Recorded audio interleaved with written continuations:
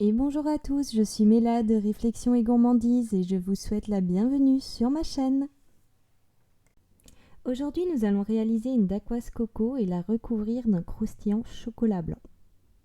Pour cela, on va commencer par tamiser au-dessus d'un récipient 20 g de farine, 60 g de sucre glace et 20 g de poudre d'amande. On mélange ensuite le tout à la cuillère en bois. À ce moment de la préparation, on met le four à préchauffer à 180 degrés. On ajoute ensuite 70 g de noix de coco râpées avant de mélanger à nouveau.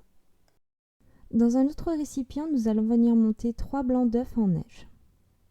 Quand les blancs commencent à devenir bien mousseux, on peut rajouter 40 g de sucre sans s'arrêter de fouetter. Quand on obtient une meringue bien ferme qui fait le bec d'oiseau, c'est prêt.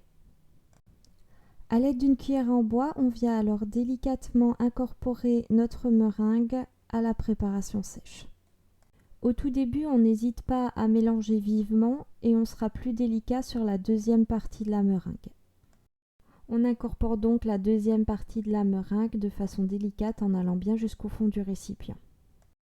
Quand notre pâte est prête, on va venir mettre une feuille de papier sulfurisé sur une plaque de pâtisserie et ajouter un cercle de pâtisserie avant de venir couler notre pâte à l'intérieur.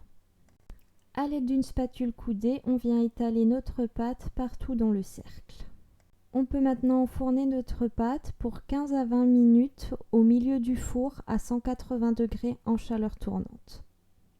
Pendant que notre biscuit cuit, on peut entamer notre croustillant chocolat blanc. Pour cela, nous allons venir fondre 100 g de chocolat blanc au bain-marie. Dans un bol, nous allons venir écraser 30 g de crêpe dentelle en miettes. Pendant que le chocolat blanc fond, on va venir préparer une grille pour pouvoir démouler notre dacquoise coco qui a fini de cuire. On la démoule en faisant le tour du cercle à pâtisserie avec un petit couteau pointu. On retourne ensuite la dacquoise sur la grille afin de pouvoir retirer le papier sulfurisé. Une fois le chocolat blanc fondu, on vient verser les crêpes dentelles et on mélange bien.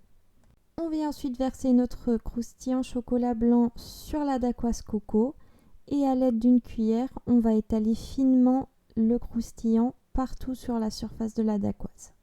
La dacquoise est prête à être dégustée ou à garnir un entremets. Tu as aimé cette vidéo? N'hésite pas à t'abonner et pense à activer la petite cloche pour avoir toutes les notifications. À bientôt!